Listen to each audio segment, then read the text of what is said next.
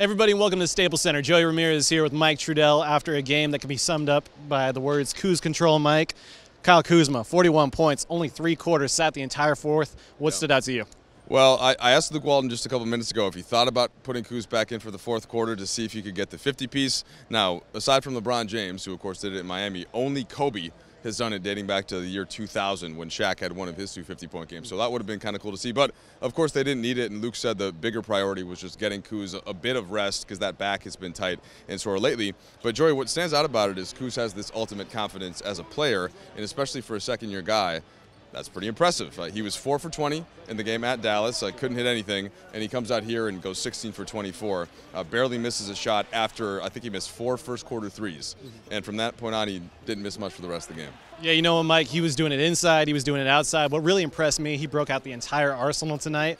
A hook shot here, slip a pick and roll there, spot up for a three-pointer, getting out in transition a ton. Kyle was just doing pretty much everything that he has to offer. You saw it tonight. And like you said, this is a guy who shot 4 for 20 in his last game. His previous 2 games, he didn't even play because his back was had a contusion. And then Luke told you he put up 500 shots yesterday because he wanted to get back into a rhythm. Yeah, and you and I happened to catch that just because we were doing the live chat on Twitter and Facebook at the time that he was shooting. And, shots were going in, and that he certainly carried that over to today. Another player who was having some success on the offensive end was Michael Beasley. That was pretty fun. Beasley was really good, and it wasn't just with the scoring, which he did pretty easily, 17 points quickly, but he was dishing the ball everywhere. He had 4 assists. He had the bench right to your right here going nuts in that fourth quarter, especially guys like JaVale McGee and Tyson Chandler.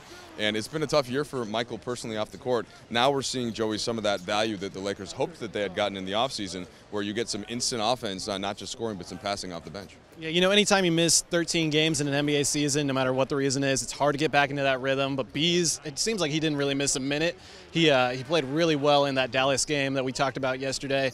Tonight comes out, like you said, it's his birthday. Happy 30th to Michael Beasley. Comes out, drops 19 points, and he's got that funky game where he gets into the paint and he can finish at odd angles, and it's just a joy to watch Beasley.